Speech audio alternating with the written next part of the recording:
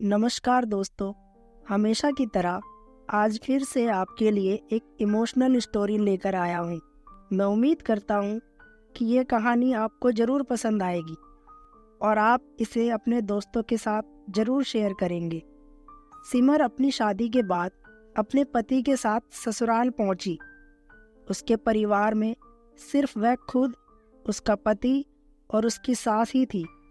सिमर का मायका भी पास वाले गांव में ही था। मायका और ससुराल दोनों ही आसपास के गांव में थे, इसीलिए सिमर अक्सर ही अपने मायके का चक्कर लगाती रहती थी। कुछ दिनों तक तो सब ठीक ठाक चलता रहा, लेकिन महीना बीतते बीतते सिमर और उसकी सास में खटपट होने लगी।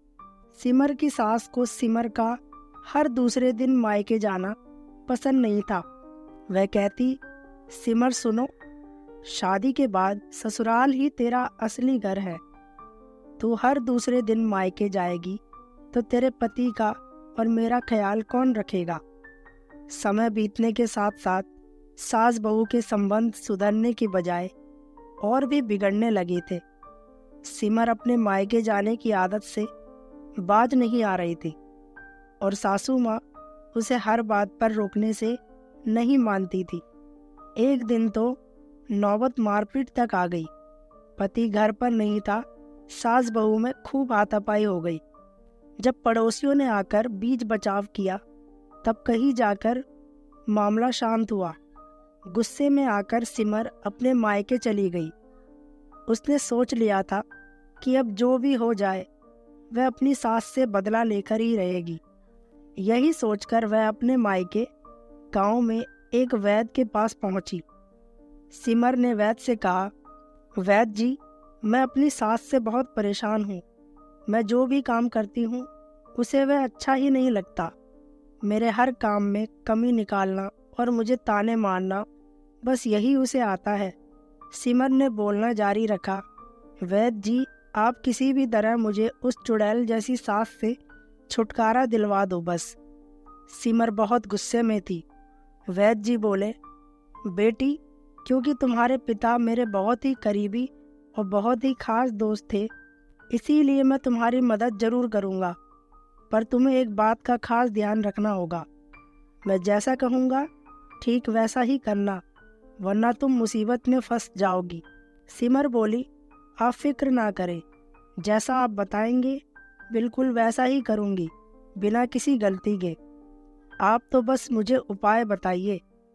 जल्दी से वैद्य जी अंदर गए और कुछ देर बाद जड़ी बूटियों का एक डब्बा लेकर वापस आए और सिमर के हाथ में वह डब्बा थामते हुए बोले, सुन सिमर, तू अपनी सास को खत्म करने के लिए किसी तेज जहर का इस्तेमाल नहीं कर सकती, क्योंकि उससे सारा शक तुम पर ही जाएगा और तुम पकड़ी जाओगी।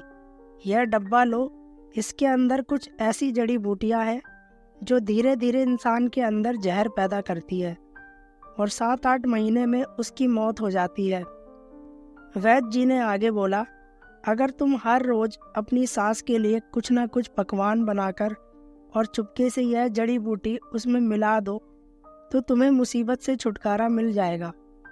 लेकिन ध्यान रहे, इस दौरान तुम्हें अपनी सास से अच्छी तरह पेश आना है, उसकी हर बात को मानना है, ताकि मौत के बाद किसी का शक तुम पर ना जाए। अब तुम अपने ससुराल में वापस जाओ और अच्छे से अच्छा व्यवहार करो। वैद्य जी ने अपनी बात पूरी कर दी। सिमरन खुशी खुशी अपने ससुराल लौट गई। सिमर ने बिल्कुल वैसा ही किया जैसा वैद्य जी ने कहा था। अब वह अपनी सास की हर बात मानने लगी। रोज उनके लिए नए नए व्यंजन बनाते ना थकती थी। अब उसकी सास घर घर घूमकर सिमर की ही तारीफ करती रहती थी। इधर सिमर भी अपने अच्छे होने का नाटक करते करते सचमुच में ही बदलने लगी थी। उसे अपनी सास में अब अपनी माँ नजर आने लगी।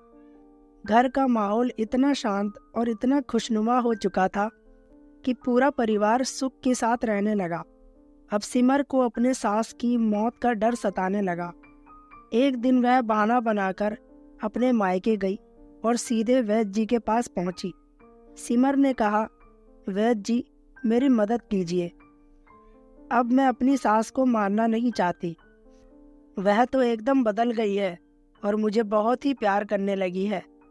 मैं भी उनमें अपनी सास नहीं बल्कि अपनी माँ को ही देखने लगी हूँ।